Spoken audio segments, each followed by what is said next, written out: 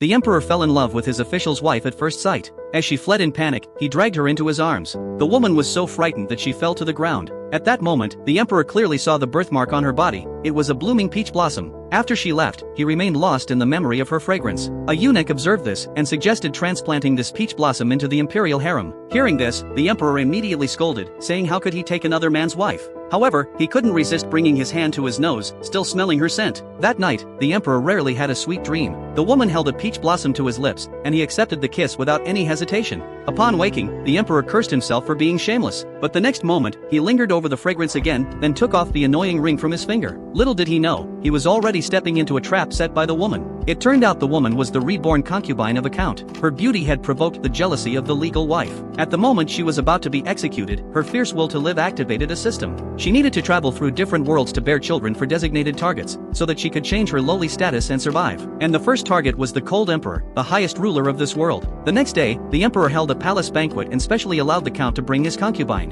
When the woman arrived in the inner palace to wait, the empress was annoyed by her outstanding appearance. She deliberately ordered the woman to kneel, then gave her a cup of boiling hot tea. Just as the woman was trying to refuse, the emperor suddenly arrived. As he passed her, he caught her familiar scent and nearly lost himself gazing at her. The emperor immediately forced himself to calm down, then ordered the maid to hand the tea to him. The empress tried to stop her, but the timid maid had already pleaded for mercy and drank the burning tea as punishment. Seeing her scheme exposed, the empress knelt and begged forgiveness. However, the emperor didn't even glance at her. He reached out and helped the woman up. It was almost time for the banquet to start. Before leaving, the emperor looked back and happened to meet the woman's loving eyes. Watching this scene, the empress was fuming with anger. She deliberately didn't arrange a sedan chair for the woman. Yet an eunuch came to inform the woman that the emperor had invited her to share his carriage. The woman flashed the empress a triumphant smile, then sat closely beside the emperor. For the first time, the emperor found the space here so cramped, which made him hot and restless. When the woman took out a handkerchief to wipe his sweat, he grasped her hand and couldn't help leaning closer to her. The woman immediately feigned nervousness and let out a gasp, bringing the emperor back to his senses.